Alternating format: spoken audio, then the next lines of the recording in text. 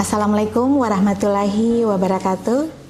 Alhamdulillah, kita ketemu lagi dengan saya Sumarni Sumai pada mata kuliah Strategi dan Perencanaan Komunikasi. Setiap strategi komunikasi yang keren itu punya satu rahasia, yaitu perencanaan yang matang di belakangnya. Ini bukan cuman soal ide kreatif, tetapi soal arsitektur strategis. Hari ini kita akan membahas tuntas 5 teori utama untuk setiap strategi komunikasi yang sukses. Nah, ini dia pertanyaan kuncinya. Seringkali jawabannya bukan budget yang besar atau teknik eksekusi yang canggih, tapi justru ada di pilihan pendekatannya. Kita butuh peta yang super detail atau kaku, atau kita butuh kompas yang fleksibel dan bisa beradaptasi. Keputusan inilah yang sering jadi penentu hidup matinya sebuah kampanye. Jadi gampangnya gini, perencanaan komunikasi itu adalah jembatan antara apa yang kita impikan, visi kita dengan kenyataan yang ada di lapangan. Ini adalah proses yang mengubah ide-ide besar yang mungkin abstrak menjadi langkah-langkah nyata yang bisa diukur dan benar-benar memberi dampak di tengah masyarakat. Ya, tahu sendiri kan, masyarakat super kompleks. Oke, sekarang kita masuk ke dagingnya ya. Kita akan membedah 5 teori yang bisa kita pakai sebagai kacamata untuk merancang komunikasi. Masing-masing teori ini menawarkan cara pandang yang unik dan berguna untuk situasi yang berbeda-beda. Yang pertama, teori rasional. Anggap saja ini pendekatan yang paling klasik atau by the book. Fondasinya itu logika dan keteraturan. Asumsinya sederhana. Kalau kita mengikuti langkah-langkah yang sistematis, mulai dari riset, kemudian menentukan tujuan, eksekusi, sampai evaluasi, kita pasti dapat hasil yang presisi dan bisa diprediksi. Pendekatan ini benar-benar mengandalkan data. Setiap keputusan harus ada dasarnya, harus ada analisisnya, tujuannya efisiensi. Evaluasinya pun formal dan terukur. Nah, karena sifatnya yang sangat terstruktur ini, model rasional cocok untuk di lingkungan yang stabil dan bisa kita kontrol. Contohnya, waktu pemerintah mau meluncurkan kebijakan baru atau program komunikasi internal di perusahaan besar. Selanjutnya, teori increment. Teori ini lahir sebagai kritik buat model rasional yang dianggap terlalu kaku. Teori ini sadar betul kalau dunia nyata itu seringkali tidak pasti dan kita jarang sekali punya semua informasi di awal. Perencanaannya itu soal bikin langkah-langkah kecil, terus lihat responnya, lalu kita lakukan persesuaian. Bayangin saja ketika Anda menjadi admin media sosial.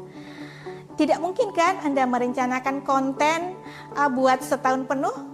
Anda harus lihat tren tiap hari, lihat respon audien, kemudian kita menyesuaikan strateginya.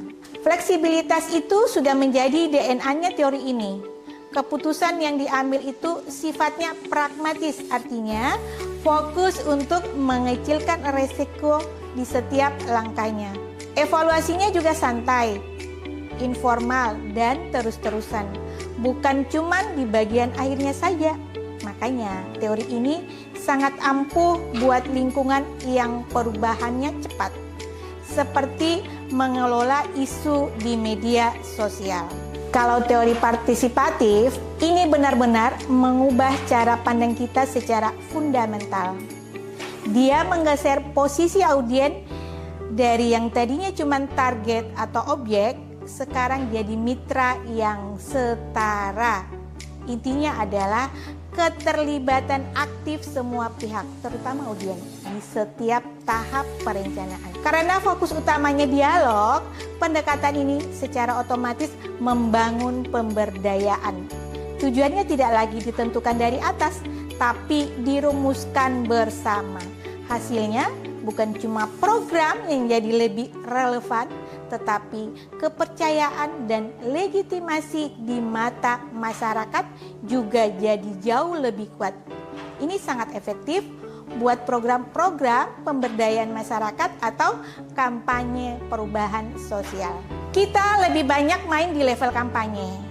Teori strategis ini mengajak kita buat zoom out dan lihat gambaran besarnya. Pendekatan ini ibarat kompas buat organisasi yang memastikan setiap kegiatan komunikasi, sekecil apapun itu, semuanya bergerak ke arah yang sama, yaitu mendukung visi dan keberlanjutan organisasi buat jalan jangka panjang.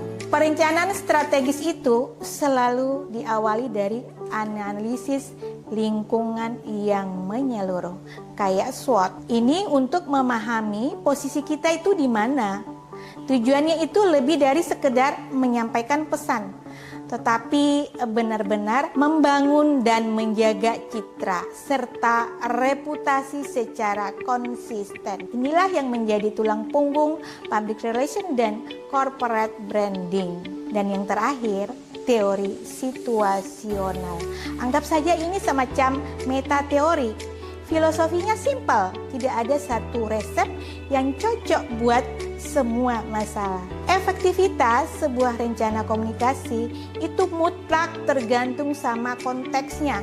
Contoh paling gampang pada saat menangani komunikasi krisis. Anda tidak bisa cuma pakai satu pendekatan. Anda harus pintar-pintar memilih alat yang pas untuk setiap fase krisis-krisis yang berbeda. Kemampuan beradaptasi itu intinya. Seorang perencana komunikasi dituntut buat bisa membaca situasi dengan cepat, kemudian menggabungkan berbagai teori sesuai kebutuhan. Ini butuh kepekaan dan kemampuan analisis yang tinggi. Makanya pendekatan ini jadi vital dalam situasi yang tidak terduga dan beresiko tinggi seperti manajemen krisis atau penanganan konflik. Oke, kita sudah berkenalan dengan 5 teori satu persatu. Untuk memperjelas bagaimana kalau sekarang kita sandingkan langsung supaya kelihatan kontras dan berbeda. Coba deh kita fokus ke baris peran halayak. Kelihatan kan evolusinya dari audien yang dianggap cuman objek pasif di modal rasional, terus jadi penerima umpan balik di inkremental, sampai puncaknya jadi mitra aktif di model partisipatif. Begitu juga di asumsi dasar, bedanya sangat tajam.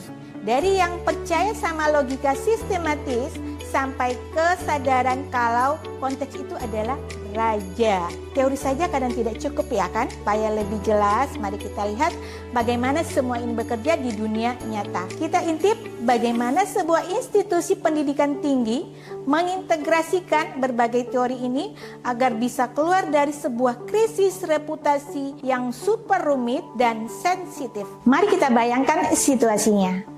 Sebuah perguruan tinggi terkenal tiba-tiba dihantam krisis hebat karena mencuatnya kasus kekerasan seksual. Kepercayaan publik langsung anjlok. Makin parah karena banyak disinformasi di media sosial dan respon awal kampus dianggap terlalu defensif. Ini tantangan komunikasi yang sangat pelik, di mana satu langkah salah bisa bikin situasi makin runyam. Karenanya mereka tidak bisa hanya memakai satu resep. Awalnya mereka pakai kacamata rasional untuk menunjukkan tujuan yang jelas. Stop disinformasi, kendalikan narasi. Terus dengan lensa situasional, respon pertama mereka dirancang super empatik dan hati-hati. Seiring waktu, pendekatan inkremental dipakai untuk menyesuaikan pesan berdasarkan reaksi publik. Dan kuncinya, mereka membuka dialog sama mahasiswa. Pakai prinsip partisipatif untuk membangun kepercayaan kembali. Dan semua ini dibingkai sama visi jangka panjang. Pakai teori strategis, yaitu mengubah citra kampus jadi kampus yang aman dan ramah korban. Jadi, apa nih takeaway-nya? Kita udah lihat 5 pendekatan. Rasional yang terstruktur, inkremental inkremental yang adaptif, partisipatif yang kolaboratif, strategis yang visioner, dan situasional yang kontekstual. Pelajaran utamanya adalah dunia nyata itu menuntut kita menjadi perencana yang adaptif. Nah, kutipan ini kayaknya merangkum semuanya ya. Kalian sejati seorang perencana komunikasi itu bukan soal jago di satu teori saja, tapi soal kebijaksanaan untuk mengetahui kapan dan bagaimana cara meramu berbagai pendekatan ini jadi satu strategi yang utuh. Pada akhirnya, inilah yang membedakan perencanaan komunikasi yang baik dari yang hebat, yaitu kombinasi 3 hal: fondasi teori yang kuat, kepekaan membaca situasi di lapangan, dan yang paling penting, kompas etis yang tidak pernah goyah dalam setiap keputusan. Oke, sebagai penutup, saya mau melempar satu pertanyaan buat Anda merenungkannya. Di tengah dunia digital yang serba cepat dan tidak bisa ditebak, pendekatan mana yang menurut Anda paling vital buat dikuasai? Struktur rasional, fleksibilitas inkremental, kolaborasinya partisipatif, visinya strategis, atau kemampuan adaptasinya situasional? Jawabannya mungkin tidak cuma satu. Dan justru disitulah letak tantangan sekaligus serunya profesi kita. Terima kasih.